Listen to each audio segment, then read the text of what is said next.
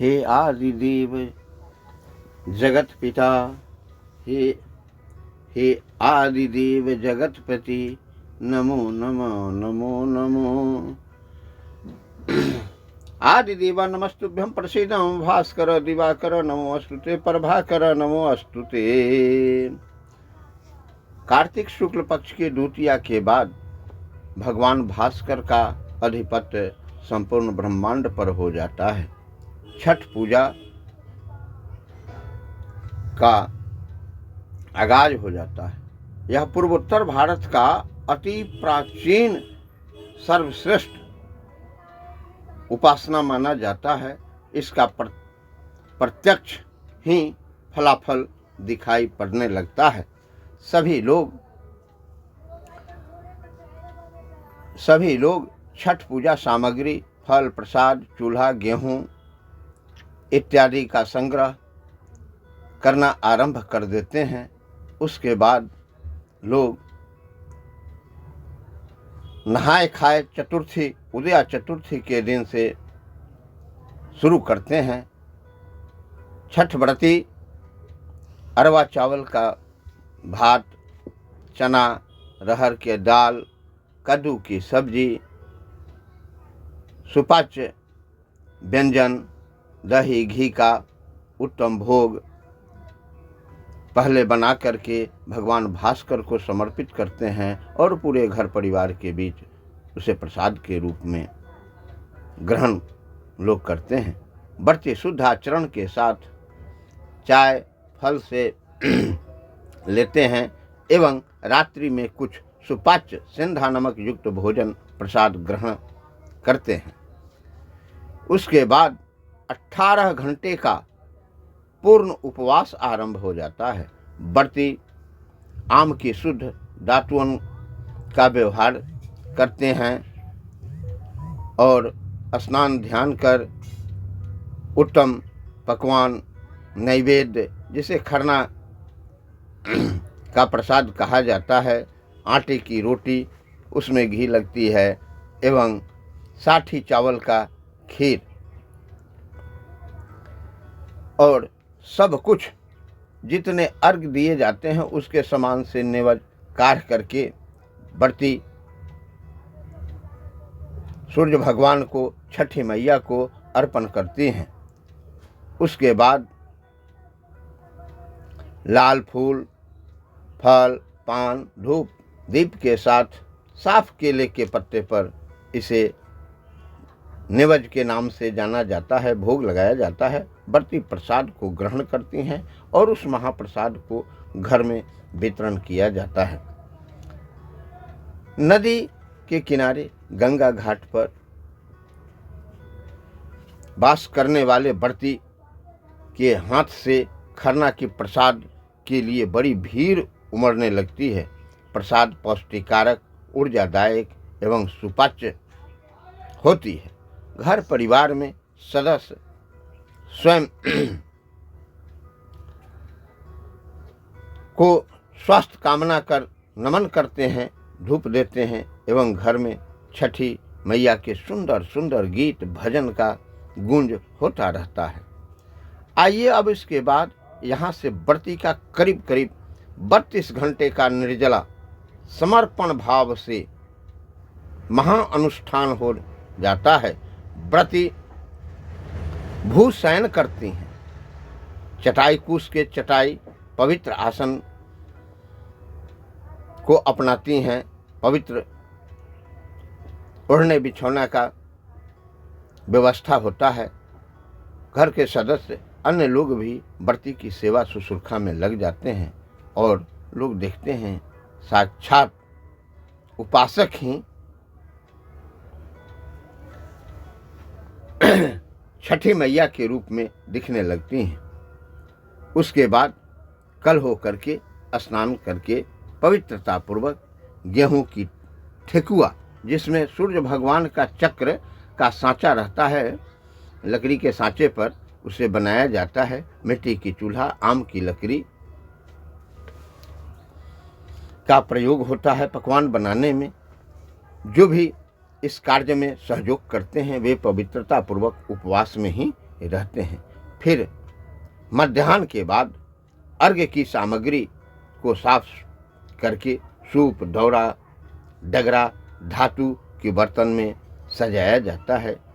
चावल का ऐपन उस पर पीपा से जगह जगह लगा करके सजाया जाता है। पान, कसैली, लौंग, इलायची, लाल फूल एवं उड़हुल की कली, साठी चावल की अक्षत, अकुरी, केराव के साथ समस्त प्राकृतिक कंद मूल फल, जिसमें मूली, गाजर, हल्दी, ये सब कुछ आते हैं।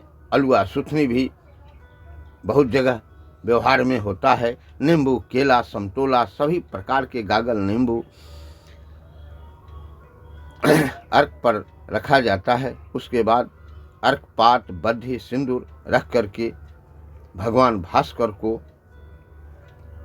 अनुष्ठान के रूप में स्मरण किया जाता है।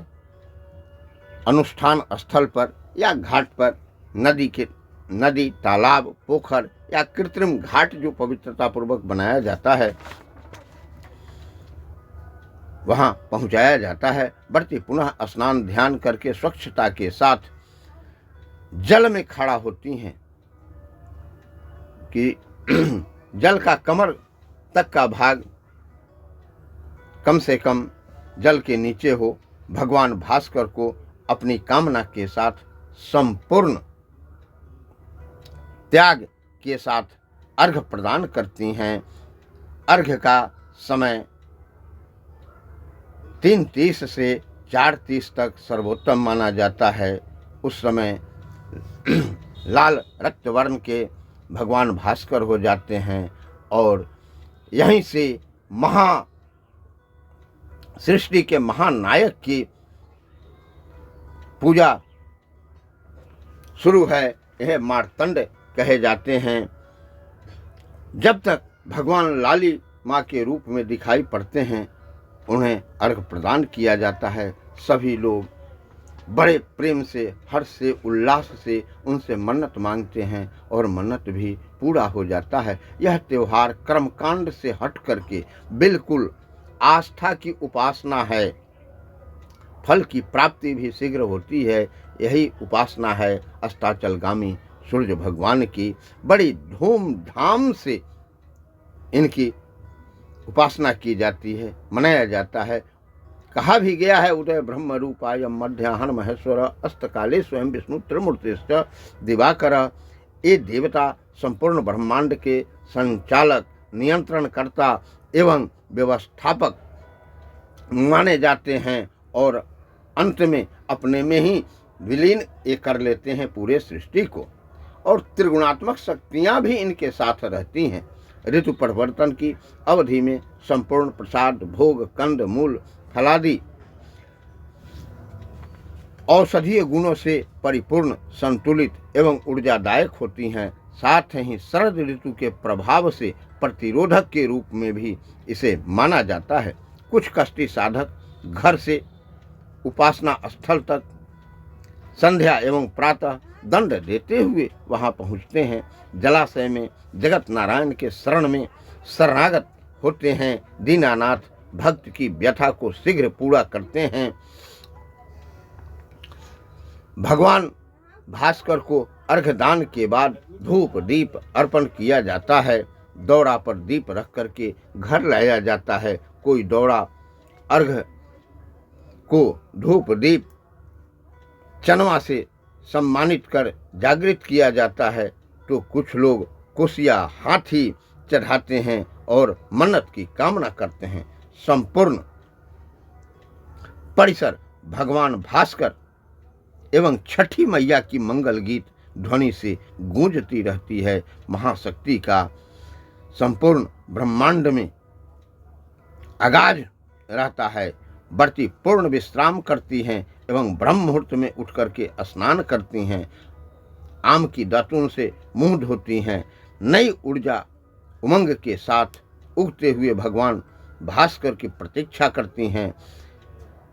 घाट में प्रवेश करती हैं और सभी भगवान भास्कर से मन्नत मांगते हैं, शीश नमाते हैं और मन्नतें भी यथाशीघ्र पूरी होती हैं। इसमें तत्काल भगवान भक्त की बात को सुनते हैं। भक्तजन बढ़ती की सेवा में लग जाते हैं एवं वस्त्र परिवर्तन, सफाई में भी लगना श्रेष्ठ पुण्यदायक माना जाता है। प्रातःकालीन अर्घ्य का समय 6 से 7 बजे तक सर्वोत्तम माना जाता है। हे आदि देव नमस्तुभ्यम, जगत पिता नमो नमः, जगत पिता नमो नमः। हे सूर्यो सहस्त्रांश तेजो राशि जगतपति अनुकंपायमान, एक अर्घ्य, द्वितीय अर्घ्य, तृतीय अर्घ्य दिवाकर।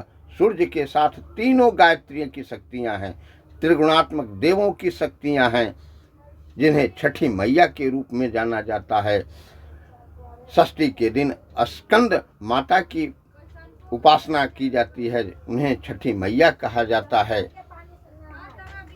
वही स्कंद माता मातृ शक्तियों में एक हैं और कार्तिकेय की पूर्ण शक्ति हैं। जब देवासुर संग्राम में एक बार देवता लोग पराजित हो गए थे, वही षष्ठी देवी की नेतृत्व में सभी देवता लोग पुनः दानवों से संग्राम किया और अपने अधिकार क्षेत्र को प्राप्त कर लिया। यही जगत के नायक हैं।